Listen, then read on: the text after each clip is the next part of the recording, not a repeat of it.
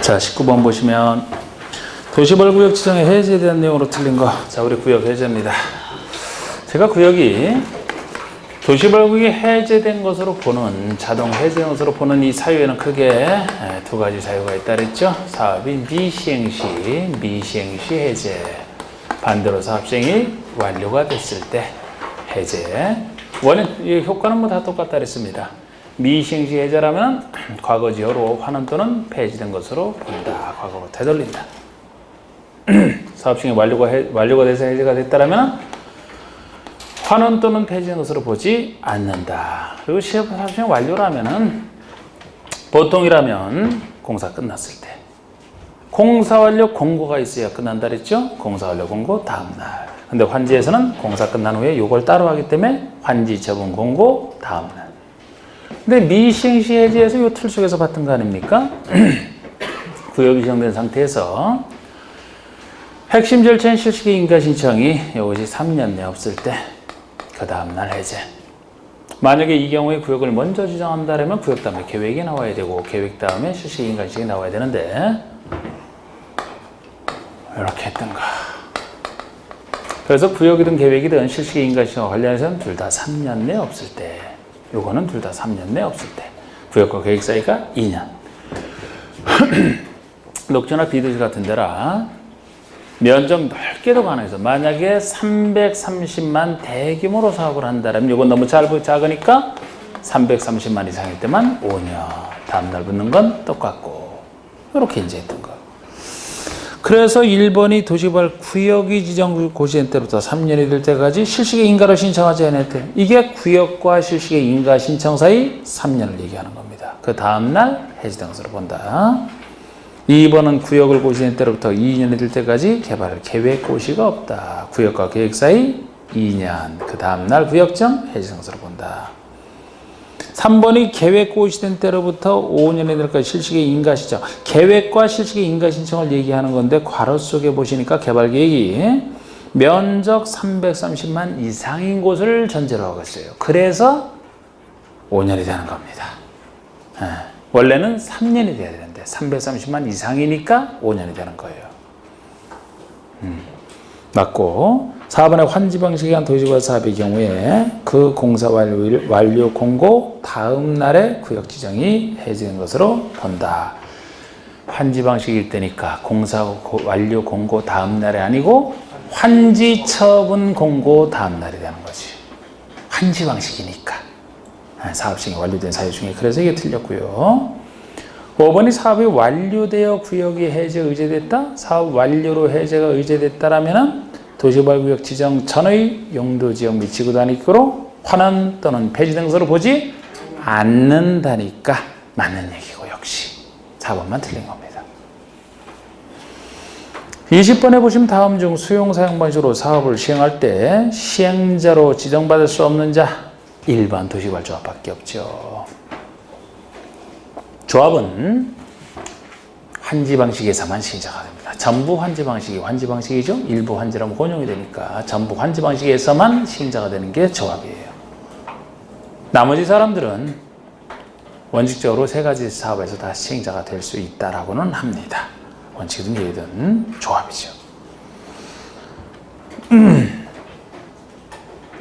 나머지 될 수 있는 자 지금 뭐 토지 소유자, 토지 소유가 시행자로 되려면 수용 사용 방식이든 환지든 다 돼요. 그런데 특히 이제 국공유지를 제외한 면적 3분의 2 이상을 소유한 자, 유자가 이제 특히 되는 것은 3분의 2 이상 소유한 자 되는 경우는 이제 수용 사용 방식에서 시행자로 지정받을 때 얘기죠, 이게. 과밀역 지구역 안에서 수도권 외의 지역으로 이전한다. 수도권의 제일 인구 많은 과밀역 지역 지방으로 나가라고 이런 혜택 주는 거. 주택법에 따라 등록한 자 중에 일정 요건 갖은 자 역시 민간 시행자. 역세권 개발 사업을 하는 한국철도시설공단. 한국철도시설공단은 역세권 개발 사업 할 때만 이제 이 수용사용 방식에서 시행자로 될 수가 있어요. 21번. 도시개발구역의 전부를 환지 방식으로 시행하는 경우에 시행자 지정과 관련된 설명이다. 환지 방식에서 시행자 지정. 별도로. 원칙은 1번. 토지나 조합을 시행자로 지정한다가 원칙인데 요 사람 말고 지자체를 지정할 수 있는 예외적 시행자 지정 사유가 몇 개 있습니다. 그게 2번이 토지주나 조합이 원래 지정받을 토지나 조합이 개발계획 고시로부터 1년 내 시행자 지정 신청을 안 할 때 지자체 등을 시행자로 지정할 수 있는 예외 중에 하나예요. 이게 시행자 지정 신청 기간입니다. 개발계획 고시로부터 1년 내 시행자 지정 신청 안 할 때 물론 3번의 위 2의 경우에 시행자 지정 신청기간의 연장이 불가피하다라면 6월 연장할 수는 있어요. 신청 기간이. 원칙은 1년. 예외적으로 6월 연장 가능합니다.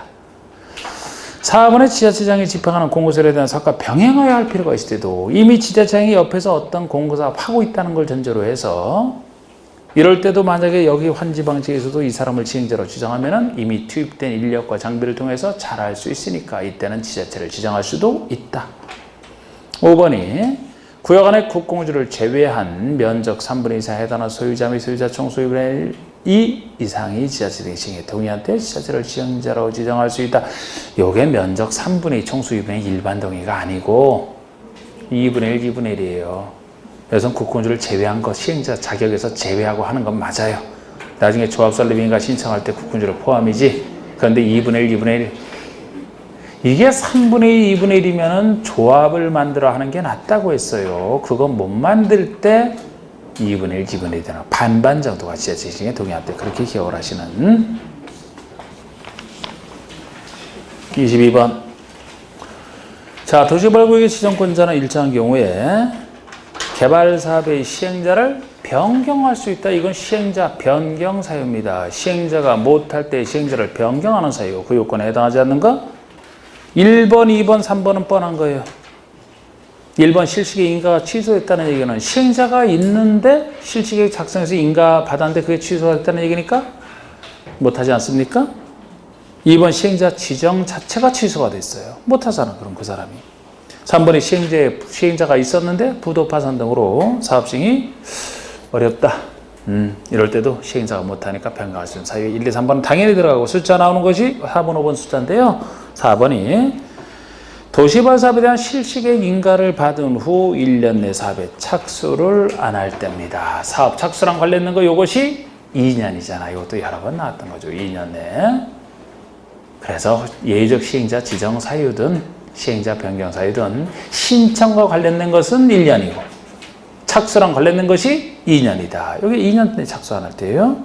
5번은 신청에 관련된 거. 구역의 전부를 환지 방식으로 시행함에 따라 이미 시행자로 지정된 토지나 조합이 전부 환지 방식에서 이미 토지나 조합이 시행자로 지정됐다는 걸 전제로 해서 이 지정된 토지나 조합이 구역고시로부터 1년 내 실시계획 신청을 안 할 때잖아.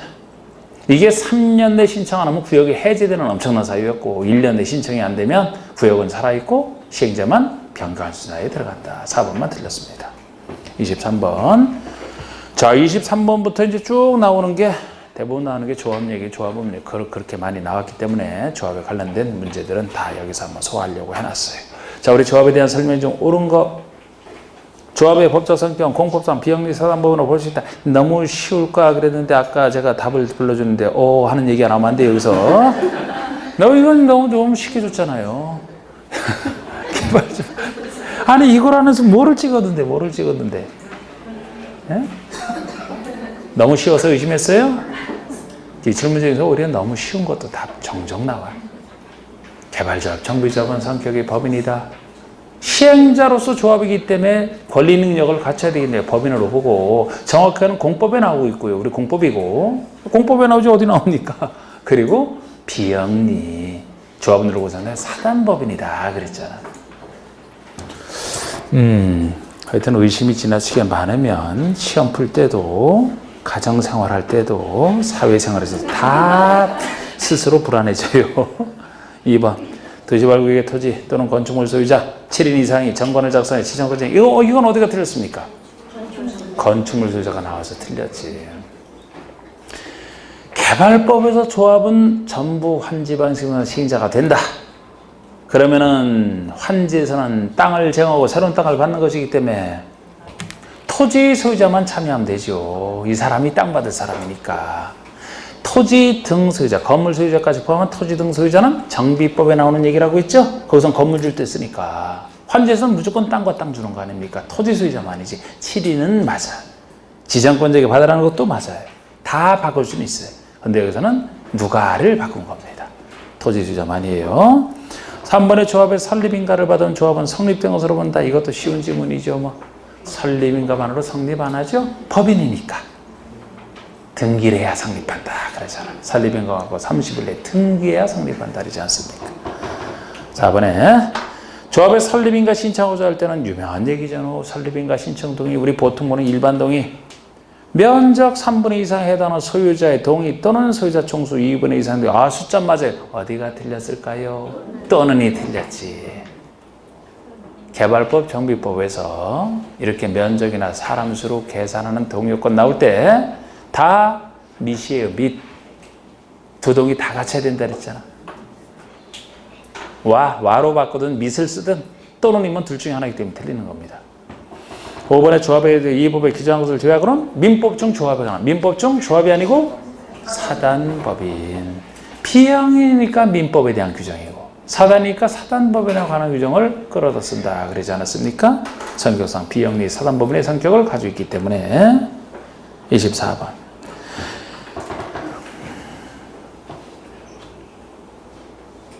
그러니까 혹시 1번을 착각하신 분이라면 혹시나 공법을 가지고 민법상 이렇게 생각해서 안 찾은 분 있어요? 아니 성격이 글쎄 민법으로 따진 비영리 사단법인의 성격이랑 같은 건데 공법에 나와 있는 그거잖아. 공법에 나와 있는. 이렇게 지문 냈던 적도 있어요. 실제 시험에서도 기출에서도. 성격이 뭐냐. 공법상 비영리 사단법인이다. 아, 공법이잖아, 공법. 비영리사단법인. 진짜 또 그렇게 생각하신 분이 있네. 아이고, 참. 어째. 자, 24번의 개발법상 조합의 설립등에 대한 설명으로 틀린 거. 조합 설립인가를 신청하기 위한 토지 면적 산정에는 국공유지가 포함된다. 시행자 지정 파트에서는 막 제외해야 되는 거 이런 거 나오죠. 우리 조합 설립인가 파트에서는 국유지를 포함한 전체 면적으로 계산한다. 이거 제외한다라고 몇 번 틀리게 했었어요. 포함된다. 전체 면적으로. 그래서 포함된 전체 면적으로 계산하기 때문에 사유지 동의를 먼저 받고 안 될 때 국공유지 관리청 동의 이렇게 나가지 않습니까? 이번에 동의자수 산정 방법에서 토지 소유권을 2인 이상이 공유하고 있다. 대표자 1인을 소유자로 본다는 건 당연하죠. 공유자 수대로 봐서는 안 되지. 대표자 1인을 한 사람으로 계산해야 됩니다. 공유하고 있을 때. 그렇다고 3번을 또 착각하시면 안 되죠. 토지 소유권을 공유하는 자가 집합건물법상 구분 소유자라면 이 집합건물법상 구분 소유자도 마치 대지 지분 뭐 몇 프로, 대지 전체의 몇 프로 이렇게 하기 때문에 공유하고 있는 형태처럼 보이지만 구분 소유자는 각각의 단독 소유자다. 그렇기 때문에 각각을 소유자 1명으로 계산한 것이지 대표자 1인 하면 틀려요. 각각이니까 맞는 거예요. 4번의 조합 설립에 동일한 토지 소유자는 설립인가 신청 전에는 그 동의를 철회할 수 있다. 자, 우리 동의에서도 당연히 동의의 자유가 있듯이 철회의 자유도 있다 그랬어요. 근데 철회하기 전에는 어떤 동의에 대한 동의를 받고 나서 그 행동하기 전에 철회해야지 이미 어떤 행동을 한 상태에서는 철회해서는 안 된다 그랬습니다. 그래서 설립인가에 대한 동의라면 그 설립인가의 동의라면 설립인가 신청 전에 철회할 수 있어야 되지 이미 설립인가를 동의를 받고 신청한 이후에는 철회해서는 안 돼요. 그래서 신청 전에 철회할 수 있다. 조합 설립인가에 동의한 자로부터 토지를 취득했습니까? 그러면은 그 지위를 승계하기 때문에 이미 동의한 자로부터 취득했으면 설립에 동의한 것으로 봅니다. 동의한 것으로 보는 건 맞아요. 그렇다고 해서 조합 설립인가 신청 전이라 하더라도 동의를 철회할 수 없다? 철회할 수는 있는 거죠. 동의한 것으로 봐도 이미 동의한 사람도 철회할 수 있듯이 설립인가 신청 전이면 철회할 수 있어야 되는 거예요. 그래서 5번 틀렸고 25번에 도시개발법상 도시개발구역의 토지 소유 현황이 다음과 같다. 도시개발 사업을 해서 조합 설립인가를 신청하고자 할 때 동의요건을 갖추기 위해서 필요한 최소한의 소유자 수는 몇 명이냐. 최소 몇 명 동의를 얻어야 조합 설립인가 신청이 가능하냐. 요거는 제가 그 전에 나왔던 기출문제 그대로 이 지문 이렇게 형성을 하는 게 참 힘들어서 그대로 낸 겁니다. 이거는. 이후에도 뭐 좀 더 간단하게 나온 것도 있는데 이게 얘가 제일 옛날에 나왔던 옛날에. 그 이후에도 이렇게 할 수는 있어야 되는데 워낙 이게 탄탄하게 나와 있어서 예시가. 자, 이거 그래서 계산 잘 하셨는지 모르겠네요. 자, 요거 동의를 갖춰야 된다 그랬잖아. 그럼 먼저 면적 3분 이상 소유자 동의를 받아야 되니까 자, 우리 요걸 한번 계산하고 요걸 하면 둘 다 갖춰야 됩니다. 둘 다 갖춰야 돼. 그럼 면적 3분의 면적은 얼마예요? 면적이 2만 제곱미터죠? 아, 그 계산이 다 돼 있잖아. 맨 그때 합계 21제곱에서 2만 제곱미터다. 2만 제곱미터예요? 그러면 2만 제곱, 이게 국공지를 포함하니까 그 위에 합계 위에 국토교통부가 가지고 있는 게 국유지고 서울시가 가지고 있는 게 공유지 않습니까? 전체 면적이 2만으로 봐야 되는 거예요. 전체 면적 포함해서 계산하니까 2만 제곱미터 요것의 3분의 2 이상이라면 요것의 3분의 1을 여기다 곱해주면 이제 이 면적이 나오지 않습니까? 4만 제곱미터를 3으로 나누게 되면 이렇게 돼요. 요 이상 동의를 받은 요 요건이 채워지는 거잖아. 이 면적이 3분의 2가 요 면적이니까, 그죠? 그러면 최소한의 동의자 수를 물었기 때문에 동의를 받되 제일 면적 많이 가지는 사람 동의부터 받아야 최소한의 동의 요건이 되잖아. 그래서 그런데 이 가지고 있는 거 보면 필지수와 상관없이 다 면적이 표시되어 있는데 2만 2천짜리 아니면 1,000짜리 이렇게 구성돼. 2,000짜리부터 쫙 받아봐야죠. 그러면 김모모 씨로부터 둘, 넷, 6가지가 6명까지가 2,000이니까 황모모 씨까지 다 받아도 2, 6, 12 12,000밖에 안 되죠. 그럼 그 아래 동의를 더 받아야 되겠네. 신씨 13,000이 됐어요. 그럼 아직 안 되죠. 엄씨 동의까지 받아야 14,000이 되니까 요거를 충족하죠? 요걸 충족하죠? 아, 이렇게 계산하는 거지 뭐. 몇 명이 그럼 엄씨까지가? 8명이 되죠? 아니 이것도 또 웅성웅성 하는 거 보니까 또 많이 틀린 모양이네. 아, 단순한 계산 문제는 이거 알고 푸는 거. 네? 혹시 뭐에서 헷갈렸나요? 아, 전체 면적은 2만에 나와 있고 여기서 3분의 2 면적을 봐야 되니까 3분의 1 그냥 곱해주면 나오지 않습니까? 3분의 2가 얼마인지는. 그럼 이 동의를 받아야 되는데 최소한의 동의 그러니까 면적 많이 가진 사람 동의부터 계산을 해서 13,333 이상만 채우면 되니까 엄씨까지 받아야 14,000, 8명이 되는 거잖아. 자, 그 다음에 소유자 총수 2분의 총수는 몇 명이에요? 이건 세봐야 알지. 총수는 14명이 되죠? 서울시까지 14명의 반 7명. 그럼 여기서 7명 채우면 되네. 두 동의를 다 갖춰야 되죠? 몇 명 동의? 이렇게 되는 거 아닙니까? 이게 또논이라면 7명이 최소한의 동의 요건이 되지. 둘 다 갖춰야 되잖아. 7명 가지고서는 이 동의역으로 못 채우죠? 둘 다 갖춰야 되니까 8명이 되는 거예요. 혹시 여기까지 계산했는데 7명을 선택했다. 참 아까운 경우예요. 응? 미시 아니, 또논이 아니잖아. 미시잖아. 두 동의 다 갖춰야지. 그러니까 최소한 8명이 되는 거죠.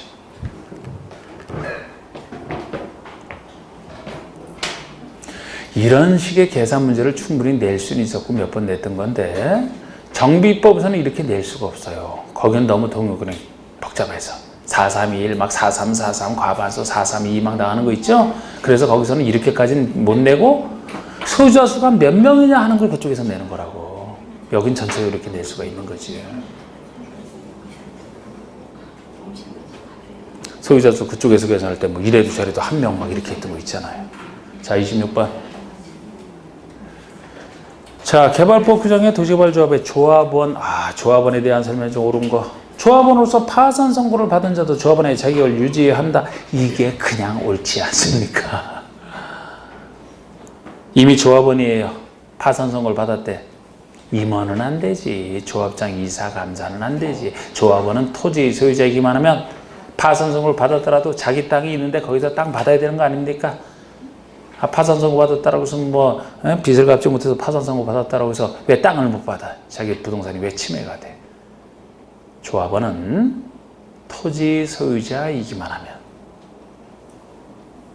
당연 조합원이 된다. 파산 선고를 받았든 감옥에 갇혀 있든. 미성년자든 뭐든 아무 상관없어요. 임원의 결격 사유 없습니다. 조합원의 결격 사유는. 2번 조합원은 보유토지 면적에 비례하여 이게 면적에 비례하여가 틀렸죠?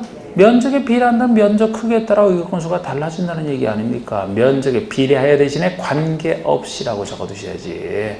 관계없이 평등한 결의권. 면적 크기에 관계없이 평등한 결의권.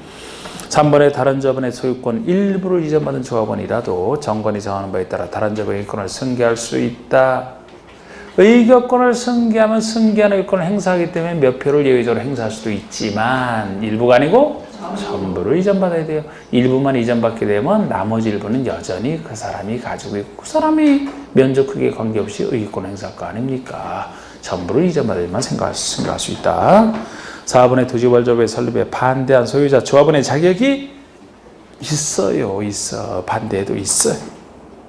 공유토지의 소유자는 각각 의결권 행사하면 안 돼요. 대표자 1인만 공유. 그래서 다 틀렸지. 27번 보시면 임원에 대한 설명이 옳은 거. 임원 구역 내 토지 소유자가 아니어도 조합의 감사가 될 수 있다. 상식적으로 될 수가 없죠. 구역 내 그 토지 소유자가 아니면 아무 관련도 없는 사람인데 관련 없는 사람이 왜 여기서 감사를 맡아서 합니까? 임원이든 대의원이든 조합장 이사 감사든 대의원이든 다 조합원 자격은 있어야 돼요. 의결권을 가진 조합원이어야 된단 말이에요. 토지 소유자이어야 돼. 근데 혹시 공유하고 있다면 이제 대표자 한 명만 의결권이 있으니까 그 의결권을 가진 조합원이 돼야 자격이 있는 겁니다. 그래서 토지 소유자는 아니면 될 수가 없어요. 이번에 조합장의 자기를 위한 조합과의 계약 소송에 대해서는 이사가 아니고 감사가 대표한다 그랬고, 조합의 임원으로 선임된 자가 임원의 결격 사유에, 임원의 결격 사유는 있죠. 임원의 결격 사유에 해당하게 될 때는 총회에서 해임해야 된다. 해임할 필요 없죠? 자동 자격 상실이죠? 다음날 자동 자격 상실. 제가 임원의 결격 사유는 보통 여러분들이 중개 실무에서 하는 그 결격사랑 비슷하니까 그냥 따로 안 한다 그랬죠. 그죠? 단지 비슷하지만 우리 감옥 교도소 들어갔을 때 끝나고서 얼마 전에 그거만 숫자가 다르다 그랬죠? 내용은 다 똑같고 그것이 2년. 중개 실무에서는 3년이지만 여기서는 2년. 개발적으로 다 그렇거든요. 4번의 조합의 임원은 그 조합의 다른 임원을 겸할 수 없으나 직원은 겸할 수 있다? 직원도 겸할 수 없죠. 제가 임직원 겸직금지라고 했잖아. 같은 조합 내에서 임원과 직원도 겸해서는 안 돼요. 부정여지 때문에 그렇다 그랬어요. 5번의 조합의 임원은 같은 목적의 사업을 하는 다른 조합의 임직원은 겸할 수 없다. 원래 같은 조합 내에서 임직원 겸직 금지지. 다른 조합은 이 조합과 상관없으면 상관없어요. 그런데 다른 조합이라 하더라도 이 조합과 같은 목적의 사업을 할 때는 똑같은 목적을 하는 조합이다 보니까 서로 이익이 조합끼리 충돌될 수 있어서 그때 안 된다 그랬잖아. 그래서 같은 목적의 사업을 하니까 임직원 겸할 수 없다가 맞는 얘기입니다. 여기서는. 자, 28번 개발법상 도시개발조합의 대의원에 대한 설명이 좀 틀린 거. 대의원은 의결권을 가진 조합원 중에서 역시 선출해야 되는 거예요. 다른 사람 자격 없어요. 이번에 의결권을 가진 조합원 수가 50 이상 조합원 총회관을 대항해서 대의원을 두어야 한다. 둘 수 있다. 아까 제가 이거 할때 여기서 둘 수 있다라고 확 나오는 거 보니까 이거는 많이 맞추신 것 같아. 둘 수 있다. 여러분, 이게 정비조합이면 대의원회가 어떻게 됩니까? 정비조합이면 몇 명 이상일 때? 100일 이상일 때 두어야 한다. 100일 때 두어야 한다죠? 여기는 둘 수 있답니다. 50인 이상일 때. 대의원 수는 너무 작아도 안 돼요. 조합원 총수의 10% 이상은 돼야 된다. 대의원은 총회 권한 중 실시계획 수립에 대해서는 대행할 수 있어요. 실시계획은. 대행할 수 없는 것은 5가지만 5번의 대의원은 총회 권한 중 개발계획에서는 대행할 수 없다. 정관의 변경, 개발계획과 환지계획, 실시계획은 빠지고 개발계획과 환지계획, 임원의 선임, 조합의 합병에서 이 5가지는 총회에서만 결의해야 되지 대의원회가 대행할 수 없다. 나머지는 대의원회가 대행할 수 있다. 그래서 4번, 5번이 다 맞는 겁니다. 있다 없다 이렇게 돼 있으니까. 자, 이제 두 문제 나왔네요. 29번에 개발법상 공공시행자는 필요한 경우에는 도시개발사업의 일부를 주택부터는 주택건설 사업자 등 민간인에게 대행하게 할 수 있다. 다음 중 대행하게 할 수 있는 그 사업이 아닌 거. 정비법의 대행과 착각하시면 안 된다. 그래서 우리 정비법의 대행이 원조 대행입니다. 정비법이라면 민간 시행자가 아예 못할 때 그 민간 시행자를 대신하여 시장운수 등이 대행해 주는 걸 얘기를 해요. 민간인이 못할 때 공공등이 대행해 주는 걸 얘기합니다. 전부 대행이죠. 그러나 개발법에서는 그쪽과 완전히 달라. 여기는 일부 대행이라고 해서 공공시행자가 못하는 경우는 없어요. 공공시행자가 그대로 사업시행은 하되 공공이 하는 일 중에서 민간이 잘하는 부분을 사업의 효율적 추진을 해서 민간인에게 일부를 맡길 수 있는 경우를 얘기합니다. 뭐를 맡길 수 있다 그랬어요? 이게 처음 문제 낼 때는 누가 맡길 수 있느냐 이걸 구별하는. 지금 공공시행자가 일부를 민간에게 대행하는 거예요. 공공시행자가. 근데 지금은 이제 대행 업무, 대행할 수 있는 그런 사항이 아닌 거. 자, 실시, 설계만 공공이 잘한다 했어요? 민간이 잘한다 했어요? 민간이 잘하지. 설계업자, 설계사, 이런 건축사, 이런 사람들이 설계 잘할 거 아닙니까? 주민이주대책은 공공이 잘하는 거, 이거는. 주민이주대책이 예를 들어 주택이 수용당한 자들, 수용으로 해서 우리 생활의 근거를 잃은 자, 그런 자에 대해서 이주대책 세워주는 걸 얘기하죠. 이주대책 세워준다면 주택 새로 지을 땅을 수용을 해서 다시 거기다가 주택을 지어줘야 되겠네. 남의 땅을 강제적으로 수용하고 이러는 거 민간이 잘한다 그랬어요? 공공이 잘한다 그랬어요? 공공이 공적 지위에서 잘하는 거지. 이거는 오히려 민간이면 싼만 더 달라고 막 응? 부지조성공사 5번의 기반설공사. 공사는 민간 건설업자가 건설회사가 전문가 아닙니까? 그 옆에 조성투자 분양 상냥한 민간인이 잘 웃으면서 분양 잘할 것이다. 이 네 가지만이에요. 네 가지만. 지금 공공시행자가 민간에게 잘하는 부분을 대행시킨다 그랬어요. 그래서 이 네 가지만 있는 것이지. 2번의 주민이주택 같은 경우는 오히려 사실 공무원 민간에는 상관없는데 시행자가 공공기관에게 맡기는 경우예요. 이게 반대로 공공기관에게 맡기는 경우가 2번이라고요. 공공기관이 잘하시는 분, 공공기관에 위탁할 수 있는 사유라래. 그거랑 구별하시라고 낸 거예요. 이것뿐만 아니고 주민이주택뿐만이 아니고 그거 있잖아. 뭐 기초조사 하는 거, 기초조사. 그것도 기초조사 거의 공적인 사람들이 잘한다니까. 기초조사라든지 토지 매수 업무와 보상 업무 이거. 토지 매수 업무와 보상 업무도 그래요. 토지를 매수하는 토지 매수 업무와 그에 따른 보상 의무 같은 거. 아까 주민이주택 때도 결국 토지를 수용해서 매수로 공적으로 수용을 해서 주로 하기 때문에 다 관련된 부분이라고. 한번 매수를 어떤 공익으로 해서 필요한 땅이 있는데 한번 땅 매수해봐라. 참 매수하기 힘들거든요. 상대방이 노린다는 걸 알게 되면 토지시장은 계속 버티면서 끝까지 그냥 최선을 다해서 올리려고 하잖아. 그래서 수용 절차도 필요한 것이고. 공공기관이 잘하는 부분이에요. 그거는. 그런 것과 구별하시면 돼. 그래서 이 주민이주택, 제가 지금 주민이주택 바로 옆에다가 그런 거를 같이 써놓으면은 그 중에 하나를 또 낼 수가 있잖아. 그지? 기초조사, 토지 매수 업무와 손실보상 업무, 그렇게 설명하는 걸 왜 안 써놓는데요? 매수 업무, 손실보상 그런 걸 알아서 쓰셔야지. 받아 쓰세요, 안 해도. 자, 30번에. 개발사업의 실시에 대한 설명으로 틀린 거. 자, 이제 실시계까지 했죠. 수용사항부터는 이제 다음 문제 낼 거고. 자, 우리 실시계기라면 시행자가 실시계 작성했어. 인가라면 지정권자의 인가를 받는 건데 별로 낼 게 없어. 그래서 실시계획에서는 이제 뭐 지구단위 내용이 포함된다는 것과 어쩔 수 없이 절차 같은 거 내지 않습니까? 또 변경할 때는 같은 절차를 거쳤는데 뭐 경미할 때는 변경 필요 없다. 뭐 이런 거. 인가 필요 없다. 1번의 시행자는 지구단위에 포함된 실시계획을 작성해야 된다. 시행자가 작성하는데 지구단위에 포함된 실시계획을. 그래서 지구단위계획은 개발법에서는 이것이 개발계획 내용이 아니고 실시계획 내용에 들어간다 했던 거. 2번의 시행자는 사업 시행 면적을 10% 범위에서 축소하는 경우에 인가받은 실시계에 대해서 변경을 받지 않는다. 낼 게 없으니까 이런 거밖에 못 내는 거예요. 이런 거밖에 여기서는. 자, 여러분. 제가 항상 어떤 절차를 거치면 똑같은 절차를 거친다 그랬잖아요. 변경할 때. 허가를 받았는데 변경한다. 예를 들어 개발행 허가를 받았는데 변경한다. 변경허가. 그럴 때 경면 변경이면 그 허가 필요 없다. 여기도 실식의 인가를 받았는데 인가받은 실식을 변경한다. 똑같은 절차 변경해서 인가를 받는 거예요. 그런데 경면 변경일 때는 그거 필요 없다. 이런 논리는 다 똑같잖아요. 여기서 그 받은 시행 면적을 10% 범위에서 축소. 면적은 10% 범위에서 축소하는 것을 경면 변경으로 봐요. 10% 범위에서 축소. 여러분 이게 제가 국계법에서 개발행위 허가할 때는 허가받은 면적을 5% 범위 안에서 축소할 때만 경미한 것이라고 했죠? 여기는 그래도 특별법이니까 좀 더 넓다. 10% 범위 안에서 축소할 때.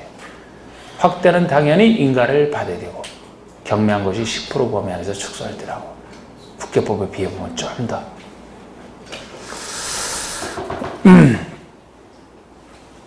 10%에서 축소할 때 경미한 것이니까 변경을 받지 않아야 된다 이렇게 하는 겁니다. 3번의 지정권자가 실식을 작성하나 인가하는 경우에는 시도자가 지정권자라면 시장하수 구청장의 의견을 미리 들어야 된다. 이런 것들 낼 수밖에 없단 말이에요. 인가권자가 구역 지정권자라고 했는데 예를 들어 요 사람이 할 때랑 국장이 할 때 요 사람들이 만약에 인가를 내준다라 바로 아랫사람의 의견 듣는가. 요 사람이 하면 시도사 하면 시장하수 구청장의 의견을 미리 들어야 된다. 국장이 한다면 시도사의 의견을 들어야 된다. 이런 식으로 바로 아랫사람의 의견 듣는 이런 거. 4번의 지정권자가 아닌 시행자가 실시의 인가를 받은 후 사업비의 10% 번에서 사업비를 증액하는 경우 지정권자 이게 인가 대상 아니에요. 경미함경으로 보는 거예요. 이 지정권자가 아닌 시행자로 한 것은 만약에 지정권자가 스스로 시행했다면 실식에 작성을 넣어서 본인 인가 안 받잖아요. 그러니까 지정권자가 아닌 시행자라면 인가를 받아야 되는데 사업비의 10% 번에서 증액. 아까 면적은 10% 범위에서 축소할 때만 경미한 것이었어요. 확대는 큰 겁니다. 그런데 사업비라면은 10% 똑같은 10%를 쓰는데 증감이 다 들어가요. 우리 면적은 너무 크면 안 되고 작게 축소하는 게 작은 건데 사업비라면은 기존의 사업비에서 감액뿐만 아니고 증액도 10% 범위에서 증감이면은 요게 다 경매에서 들어간다고. 이 돈에 순수히 돈에 관련된 것인데 뭐 10%가 넘지 않으면 증액하고 가벼운 걸로 보는 겁니다. 그래서 이건 증감 다 들어가요. 그 정도 하시라고 한 거야. 이게 경미한 명예니까 인가를 받지 않아준다 그래야 된다고. 그 정도만 경미한 거 엄청 많아요. 그런데 제가 이 정도만 제가 공부하시고 한 거예요. 면적 축소라면 10% 범위에서 축소할 때만. 사업비라면 10% 범위에서 증감할 때 다 경미한 것이라고요. 5번에 종전의 도시군관리로 결정된 사항 중에 고시된 실시의 내용에 저촉되는 사항이 있다. 고시내용으로 평균된 서로 본다. 우리 실시계획에서도 도시군관리로 정하는 내용이 포함되어 있다면 그 부분에 대해서는 도시군관리 들어선 것으로 봅니다. 그렇기 때문에 종전의 관리로 결정한 사항 중에 새로 고시된 실시계획 내용과 저촉되는 사항이 있다면 신법 우선의 원칙에 따라 새로운 고시된 내용으로 종전 내용은 바뀐 것으로 본다 이렇게 한다 그랬죠. 그래서 실시계획에서는 좀 어렵게 낼 수 있는데 이 정도는 하시면 될 것 같아요. 이 정도만 하시면 거기서 뭐 더 어렵게 나오면 뭐 틀려도 되고 이 정도는 충분한 겁니다. 자, 마치겠습니다.